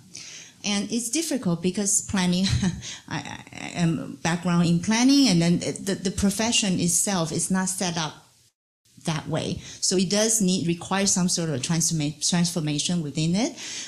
So in Vancouver, they are really trying to flip this whole thing upside down now in terms of the density and all that. And that is the mistake that what happened in Vancouver the past 10 years. Vancouver always had Chinatown designated as a heritage site since 1970s after the highway fight. And that's one thing I learned. We cannot take anything for granted. I joined the City of Vancouver. I was the heritage planner in the Heritage District, and we worked in that framework. And just before 2010, because there's, working in the city, we know there's no money, never enough money to build social housing, to fund the heritage building conservation. So the council wanted to look at density. And want the planners to look at more density in Chinatown, in the whole downtown East Side area. And I was the unlucky one to run that process. And then so to look at that, in the end, we say no to most of the height increase, but there was a small part of Chinatown in Vancouver allow for rezoning to happen. And that's only from 9 stories to 15. And just that, after 2011, that rezoning, I left the city because of it. Because of that, the rezoning policy went in there. Within 5 years, that little part, 3 projects went through. The land started to exchange hands very quickly at different values. And then, of course, all of that, on the one hand, cities say the heritage is important. On the other hand, these rezoning are actually having very direct impact in terms of the land value and how some projects are financed. So that's why I think we are actually having it upside down. I don't think we can have this one cake and eat it too type of thing, We do, if this is a historic district, we do think this is important. We need to start from that. So I just think the model here is going to be how do we translate this storytelling power, and a lot of organizations are very good at that. And then we need to learn about how that can be translated into planning policy. So we actually take control of how the city is designed and built, and we are part of the city builders, not just the storyteller. We're storyteller, and then we're going to be the city builders. Ben, écoute, merci. C'est un message qui peut être très utile pour Montréal dans son ensemble. On parle de consultation ce soir sur le quartier chinois avec les questions de réduction de pression, de zonage et tout ça. Mais en même temps, l'OCPM est en consultation à la demande de la Ville sur le projet de ville, c'est-à-dire la vision 2050 de Montréal. Et quel va être ce modèle de développement? Alors, Jessica, tu nous parles d'un modèle de développement un peu différent, qui part des valeurs plutôt que c'est Marianne qui a cité Oscar Wilde, pour bien sûr, c'est très important. Aussi cité Victor Hugo. guerre aux démolisseurs. Mais pour équilibrer, hein, britannique, français, là, tu sais, c'est Montréal ici. Hein. Alors, mais cela dit, il y a certainement une réflexion sur de passer de la valeur économique aux valeurs humaines. Tu sais, puis il y a des leçons dans la discussion sur le quartier chinois qui tiennent à ça. Un petit peu quand on se promène pas dans un tableau Excel. Mais il y a une dernière question. Oui, de la salle. On salue. Bonsoir. Oui. Ah, il y en a une autre derrière moi. OK. OK. Good. Je vais commencer par vous saluer. May the fourth be with you, Maître Yoda de la préservation du patrimoine. Merci. OK. Allons au sujet, s'il vous plaît. Non, on est entre gens convaincus, puis c'est très, très intéressant comme discussion.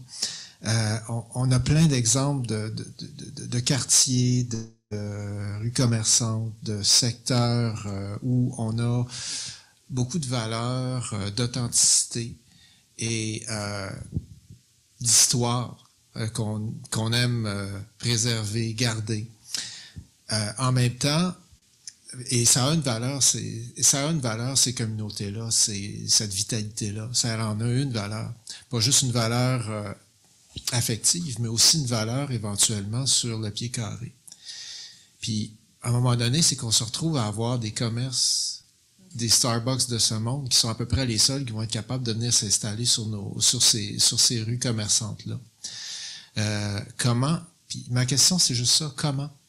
Comment est-ce qu'on peut arriver à garder cette vitalité-là, cette authenticité-là?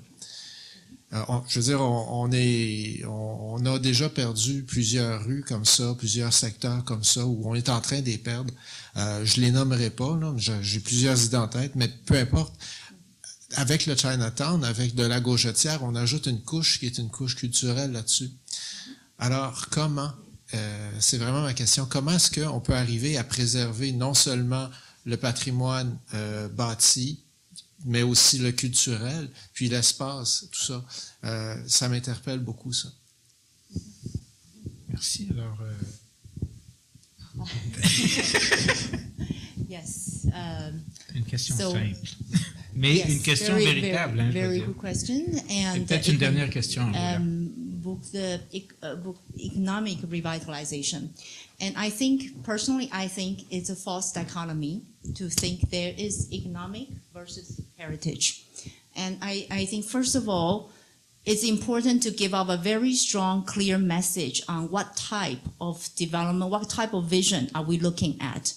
And if that's what I mean, like that value need to come first. And so if we said this is going to be cultural heritage first type of neighborhood, and then in that, the culture, the economy is the small business, the legacy business. There are businesses that hold all our collective memory. We all went to Kampong for dim sum together. No matter we know each other or not, we have that collective memory together.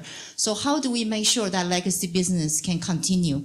They will not stay if that message that our vision for Chinatown is this vision with cultural heritage in the center. So they will try to stay only if they know the city is with them. And by the city, I don't mean city of Montreal. I mean collectively, we think that's the vision. That's why I feel wanting to have cake and eat it, that's not going to work. We need to really commit to that's the vision. And in terms of small business, and this is, of course, this is a larger issue more than Chinatown. I mean, there's a retail and service industry, the whole structural change that our North American cities are facing. So it's not just Chinatown. And that is something we need to figure out, how do we support smaller business? And it is something we cannot use usual planning tools like zoning and density. None of that is going to solve that. And we did, it's my work with Vancouver, we did look at some other examples in different cities. For example, in Singapore, they do have programs from the ministry, more like tourism or economic development ministries, to support legacy business. So of course you need to then identify then what is legacy business and why they are important. There need to be strict criteria, and that's something need to be figured out. But that's what I mean. I think the most important thing is a vision, and a vision that we can all buy into, and then we are committed to that. And in that, comes with the forms of development. So it's not like, okay, we are okay to save this little building and then next to it is 20-story tower. And the land value is not going to allow that to work out very well. So if we commit to that, then what is the viable form of development that is mid-rise, that fits well with the fine grain, the small storefront in Chinatown? Then we commit to that and make sure we facilitate and incentivize. Other than regulate, it's going to be incentives to make that happen. Vancouver did try that, and it's not always easy. And I mean, but like I can't remember which philosopher said, anything worth pursuing is difficult. So, and I think this is one of them. And so I just think that vision very clearly articulated with strong message, and then we commit to it, from small business to the fine grain mid-rise form of development to the culture. And so they are actually interrelated. So that I do believe there is a way to do economic regeneration, but focus on that form of development. It's viable, but it's a very different type of pro forma from big condo tower and then pre-sale, and then, you know, it's very obviously a different business model. Oui, mais ça implique de l'invention d'une notion, par exemple, le legacy business, qu'on pourrait dire, et ça touche, effectivement, il y a beaucoup d'artères commerciales qui vivent le problème de la relève dans les commerces, non loin d'ici. La Slovénie est partie, puis il y en a.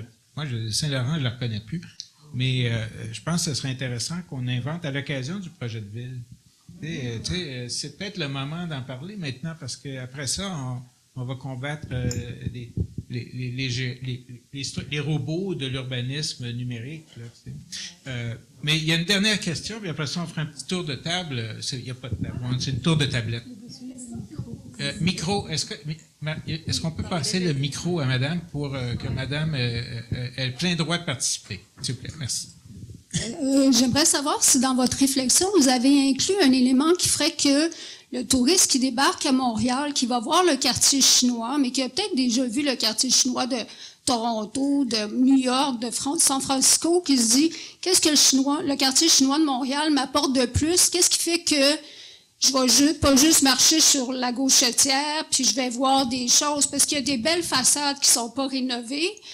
On n'a pas quelque chose qui nous raconte l'histoire du quartier chinois, à part la place Sun Yat-sen, qui pour des gens, ça dit absolument rien de qui est cette personne-là. Alors, c'est ça, c'est pas juste une réflexion sur les bâtiments, mais je trouve que c'est une réflexion sur l'histoire du quartier, l'histoire de la population. Puis je me demande, est-ce que ça va être inclus dans votre réflexion? Ben, je pense qu'on est en train de te dire, est-ce que ce ne serait pas mauvais qu'il y ait un peu d'interprétation sur place? Ben, il y en a eu cet été un petit peu, là, mais je trouve que ça devrait être permanent. Parce qu'il ne faut pas oublier qu'il y a une porte d'entrée par Saint-Laurent, mais les gens qui sortent du métro, qui arrivent par le Palais des Congrès, là, c'est totalement pas du tout intégré dans ce quartier-là, avec un magnifique parc au printemps où les arbres sont en fleurs. Ça pourrait être un musée, ça pourrait être une façade, ça pourrait être plein de choses, mais pour le moment, moi, de mon balcon, tout ce que je vois, c'est une verrière nue. Puis en effet, lorsque je parlais tout à l'heure du dialogue à avoir avec la communauté chinoise pour comprendre leur histoire, en effet, une des choses qu'on constatait, c'est qu'on connaissait pas du tout cette histoire-là, qu'on connaissait ni l'histoire du quartier chinois, ni l'histoire, je veux dire, des Chinois qui sont arrivés au Canada. Et donc, oui, il y a eu l'urgence de développer cette exposition à laquelle vous faites référence, qui était là l'été dernier, puis de se dire, ben cette exposition-là, elle doit durer plus longtemps. Et donc, oui, moi, je suis d'accord avec vous entièrement. Là, qu'il y a un besoin de faire découvrir cette histoire-là. J'ai même reçu beaucoup de commentaires de gens qui disaient ça fait du bien, de connaître l'histoire de ce lieu-là qui pour nous était simplement des restaurants, mais là de savoir, qu'il y a eu des luttes qui ont été menées dans ces espaces-là, il y a des espaces de solidarité qui se sont créés. On connaît pas cette histoire-là malheureusement, puis tant soit longtemps qu'on la connaîtra pas, ben ça sera toujours vu comme un lieu finalement de Disney ou un lieu justement juste de tourisme ou de restauration et non pas un milieu de vie. Alors je suis d'accord avec vous que l'histoire est essentielle, puis la compréhension de l'espace est essentielle pour qu'on puisse se l'approprier et le protéger. Là. Peut-être un des derniers commentaires, Marianne. Juste pour l'histoire, ces histoires-là, il y a plein d'histoires juste de gens. Je me souviens d'une madame qui m'appelait lorsque j'écrivais ces articles, qui me parlait de la coexistence de la communauté slovaque et chinoise, parce que l'Église, qui est maintenant la mission catholique du Saint-Esprit, c'est ça. C'était une Église slovaque pendant plusieurs années. Et puis, elle, je pense que ses grands-parents étaient comme slovaques et chinois. Et puis, en tout cas, il y a tout ça pour dire qu'il y a plein d'histoires, des histoires juste des gens qui sont tellement intéressantes. Et puis, c'est sûr qu'il y a quelque chose à faire avec toutes ces histoires-là. Alors, à quelques enjambées au coin de Saint-Laurent et Sainte-Catherine, on ne parlera pas du projet architectural, mais il y a le Centre d'histoire de Montréal qui a été relocalisé, qui s'appelle le MEM, Mémoire des Montréalais. Et le Centre d'histoire de Montréal avait inventé une démarche qui s'appelle les cliniques de mémoire. Ils ont fait ça, ils ont commencé avec la communauté portugaise parce qu'il y avait une date d'immigration qui était connue. Bon, pour souligner ça, ils ont interviewé les anciens, les gens.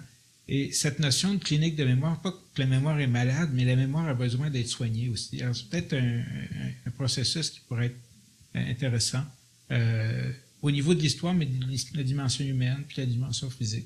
Puis, moi, j'avais aucune idée qu'il y avait une connexion slovaco-chinoise à Montréal. Là, mais écoute, il faut se surprendre de rien. L'humanité est tellement formidable, malgré les côtés sombres, tout aussi horribles. Jessica, commentaire, any last word of wisdom? No wisdom. Yeah, it's very exciting time, and I think it's okay. Sometimes I don't think anybody has all the magic answer, and that's what a living community is, and that's why we are dealing with living cultural heritage, and that's what it is. So I'm just very kind of what Kathy mentioned earlier. I feel very privileged to be part of this particular moment, and very glad to be part of this process and this mobilization and this effort by so many people. Merci. En tant que has-been. Oui. Bien, la seule chose qui me vient en tête, j'ai beaucoup aimé les deux questions sur la mobilisation citoyenne et puis sur quoi faire là, lorsqu'on voit justement des quartiers disparaître et puis par des Starbucks de ce monde-là. Et c'est quoi ce laboratoire qui est celui du quartier chinois? Et puis c'est tellement une excellente question. J'espère qu'on débute à créer ce laboratoire-là, puis j'espère que ce qui a été fait dans le quartier chinois pourra devenir durable pour d'autres quartiers, d'autres communautés. Et puis, je le ramène en même temps, la première photo que j'avais montrée était celle de la COVID, lorsqu'on a vu les manifestations de la COVID. C'est sûr que moi, j'ai de la misère à séparer tout ce qui s'est passé et le séparer de ce qui s'est passé avec la COVID, parce que il y a eu un éveil qui touchait non seulement notre quartier chinois, mais aussi les communautés asiatiques, l'histoire de la communauté asiatique, le racisme, etc. Puis, il y avait un éveil collectif qui ne touchait pas seulement les Chinois, mais la société de façon générale en lien avec les questions de racisme. Et alors, il y a quelque chose aussi dans ce malheur-là, de ce que les Chinois, les Asiatiques ont vécu pendant la COVID, ces commerces-là, qui a permis de créer, de bâtir. Tout à l'heure, Mei Chiu a posé une question, j'aurais adoré qu'elle soit assise à côté de nous pour parler de l'histoire de cette mobilisation, parce que Mei, elle est impliquée dans la mobilisation du quartier chinois depuis des années. Et elle, je veux dire, si c'est une personne qui est capable de nous dire qu'il y a 10 ans, là, il y a 5 ans, quand elle faisait des press releases ou des press conferences, là, il y avait pas il y avait peut-être Marianne, mais il n'y avait pas cet intérêt-là, il n'y avait pas cet engouement-là qu'on a aujourd'hui. Et surtout, il n'y avait pas cette mobilisation-là, même de la communauté chinoise, autour de la préservation du quartier chinois.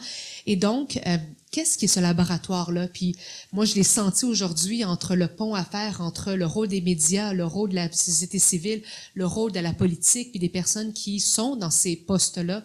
Et comment est-ce que ce triangle-là, avec le rôle d'héritage, avec le rôle de nos musées de la préservation, peut bâtir ce laboratoire. Puis je pense qu'elle est là le début d'une réponse d'un laboratoire qui est finalement la connexion entre toutes ces différentes personnes-là pour nous permettre de réfléchir à des solutions durables et qui pourraient être appliquées à d'autres contextes. Là. Bon, il y a un modèle intéressant, tout ça, mais je tiens à remercier tout le monde, mais en particulier Jessica qui avait découvert une archive extrêmement embarrassante qui aurait pu être compromettante, c'est-à-dire une conférence de presse dans les années 80 pour dénoncer la ghettoisation du quartier chinois par la ville de Montréal, sous Jean Drapeau. Hein? Et malheureusement, c'était moi. Alors, à l'époque, j'avais quelques plus de cheveux, là, mais ça aurait été très gênant. Merci de ne pas avoir choisi cette image-là. I almost chose that photo I to know. be my photo. It's embarrassing. Bon, mais c'est ça. Alors, moi, je voulais peut-être vous remercier, mais terminer sur une petite phrase ici. Alors, ça vient d'un biscuit chinois. Probablement de Wings, effectivement, et il est bilingue, hein, c'est ça. Il y a des fautes d'orthographe dans les deux langues. Et c'est correct, on les aime comme ça.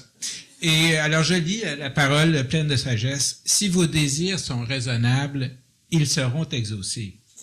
Et je rappelle que nous sommes au mois de mai. Il y a 54 ans, en mai, une parole a été prononcée. Soyons raisonnables, demandons l'impossible. Alors, merci à Cathy Wong, Jessica Chen et Marianne Scott pour leur participation à cet échange urbain. C'est le dernier de cette saison, mais stay tuned parce qu'on va reprendre, hein, je pense, avec Madame Sauvage. On nous dit pourquoi arrêter après 10 ans alors qu'il reste encore certainement quelques sujets à aborder. Donc, surveillez pour l'automne prochain. On vous remercie, on vous souhaite un bon printemps, un bon mois de mai, et un bon été, mais aussi promenez-vous et participez aux consultations publiques sur le quartier chinois, mais également sur le projet de ville, parce que c'est le moment aussi de s'exprimer là-dessus. Alors, merci beaucoup. Je sais pas si on dit chichi, c'est ça? Bon, voilà, chichi. Alors, Okechi, non, c'est pas ça, non? OK. Tu peux te dire de rien toi-même aussi. Oui, je sais. Moi, mon titre, on parlait de Starbucks, là, mais nous, on a dû travailler au dossier du Starbucks à la cité interdite. On parle du quartier chinois, mais la cité interdite, c'est pas un quartier, mais c'est chinois. Et il y avait un gros problème planétaire quand Starbucks a été autorisé à s'installer là-dedans. Et c'était comme, ça a été mal vu. C'était pas juste parce que c'était écrit en anglais, là, c'était plus profond que ça. Alors c'est là qu'on se rend compte qu'il y a des sensibilités, mais on regarde beaucoup la Chine en Chine, mais il y a des dimensions très enrichissantes ici, et c'est les quartiers montréalais qui sont, et je pense qu'il y en a beaucoup de leçons. Alors, on vous remercie, bonne soirée. Si vous voulez, il y a des dépliants sur l'OCPM, et portez-vous bien.